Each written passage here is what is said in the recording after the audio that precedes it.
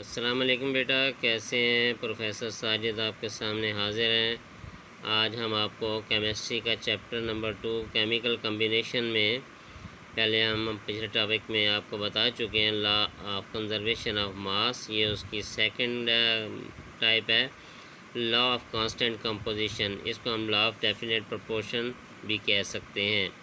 तो आप पेपर में अगर क्वेश्चन आए लॉ ऑफ कांस्टेंट कंपोजिशन और law of definite proportion explain with example, तो आप क्या लिखेंगे? लॉ ऑफ कांस्टेंट कंपोजिशन में ये लुईस का वैसे याद रखना ज़रूरी है। स्टेटमेंट इसकी क्या है? When different element combine to give a pure compound, the ratio between the masses of these element will always remains the same. ये देखिए कांस्टेंट प्रोपोर्शन मीन क्या होता है कि एक रेशो से, तो नाम से ही ज़ाहिर है कि आपको डिस्टर्ब होने की ज़रूरत नहीं है कि जब आपके पास लॉ क्या था, किसने? लुईस प्रोस्ट ने पेश किया था 1799 में।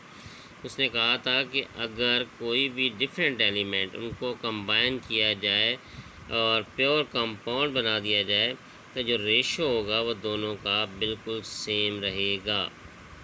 जैसे Proust ने provided experimental that a compound obtained from different sources will always contain the same element combined together a fixed proportion। जब आप कोई भी डिफरेंट एलिमेंट लें और उनको कंबाइन करें, जब उनको कंबाइन करेंगे तो प्रोपोर्शन जो भी हो वो आपको फ़िक्स लेना पड़ेगा।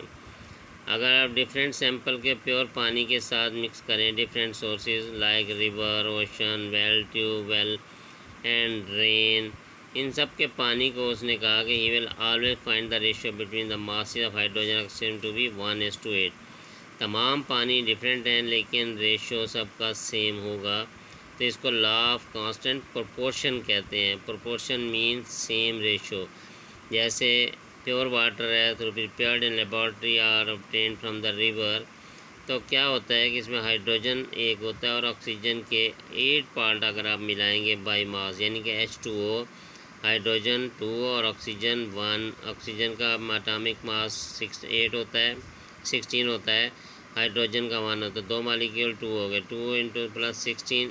रेशियो अगर आप निकालेंगे 2 को डिवाइड करें तो 1:8 बनता है। तो इस तरह मकसद ये है कि आपके पास ब्रिजिलियस हीटेड 10 ग्राम ऑफ लेड। ब्रिजिलियस ने क्या किया था? 10 ग्राम लेड लिया, उसने अमाउंट सल्फ़र वगैरह के साथ उसने उसको एक्सट्रैक्ट किया। 11.56 ग्राम उसने लेड सल्फेट मिल बन गया उसका लेफ़्ट ओवर। तो उसने क्या देखा? ये use 18 gram of lead with 1.56 gram of sulphur. उसने 18 ग्राम लेड लिया, 1.56 ग्राम सल्फ़र लिया, उसने एग्जैक्टली 11.56 ग्राम लेड सल्फेट हासिल कर लिया और 8 gram of lead remain unused. अब जैसे ये नीचे देखिए एग्जांपल बनी हुई है, तो 10 ग्राम की लेड है, ये 10 ग्राम, ये वाला देखें, ये लेड लिया, लेड कोई भी मेटल हो सकता है, और 1.56 gram sulphur, sulphur is the powder. जब इन दोनों को उसने मिक्स किया तो 11.56 लेड सल्फेट बन गया। अब आप देख सकते हैं इन दोनों को ऐड करें, ये 10 + 1 11 11.56, तो ये रिएक्शन करने के बाद कंप्लीट बना। अब उसने कहा कि 18 ग्राम ऑफ लेड, उसने 18 ये लिया और 1.56 सल्फर लिया, तो ये बना ये 11.6, लेकिन यहाँ पे देखें 8 ग्राम ऑफ लेड बच गया था, क्योंकि ये बनाने के लिए उसको कंप्लीट 11.56 ही होगा, लेकिन कुछ बच जाएगा, लेकिन जो बचेगा वो भी हमारे पास प्रोडक्ट के तौर पर रहेगा। तो ये आपने देखा कि हमारे पास लॉ ऑफ कांस्टेंट प्रोपोर्शन या डेफिनेट प्रोपोर्शन में हमारे पास डेफिनेट का मतलब ये है कि रेशो आप जो है वो भी सेम रखेंगे, तो आउटपुट में जो रिएक्टेंट है और प्रोडक्ट है वो शुड बी सेम।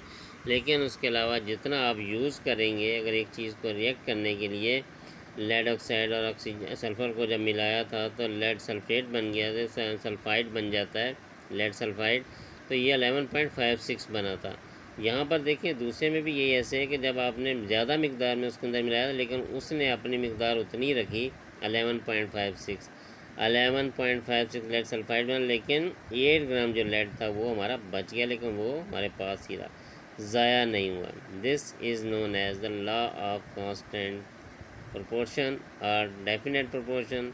ये हमारी सेकंड एग्जांपल थी और सेकंड एक्सप्लेनेशन थी। पेपर में क्वेश्चन आए विद एग्जांपल, दी एग्जांपल और प्रोपोर्शन में आप लिखेंगे स्टेटमेंट यह है कि लुईस ने कहा था कि जो भी एलिमेंट हम कंबाइन करेंगे उनके बाद रिएक्शन के बाद जो भी मास बनेगा रिएक्शन के बाद हमारे पास सेम रेशो से बनेगा। This is known as law of definite proportion और लॉ ऑफ कांस्टेंट प्रोपोर्शन।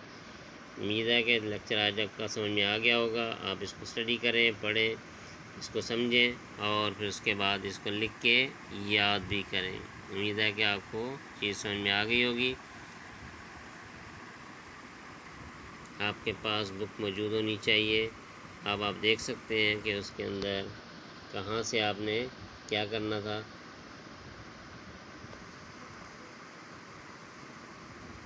आपका नोट्स मौजूद हैं, ये सारे आप यहाँ से लिखना शुरू करें।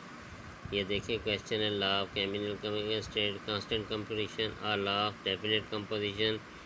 यहाँ से आप इसको रोक के लिख भी सकते हैं, सारे लिखें और लिखने के बाद जब आप लिखेंगे तो आपके पास ये पूरे के पूरे एक नोट्स की फॉर्म में आपके पास मौजूद आ जाएगा। मैं डिफरेंट बुक से आपको लेके देता रहता हूँ और नोट्स तैयार करके देता हूँ। उम्मीद है कि आपको समझ में आ गए होंगे। चैनल सब्सक्राइब करना मत भूलें। प्रोफेसर साजिद को इजाज़त दें। अल्लाह।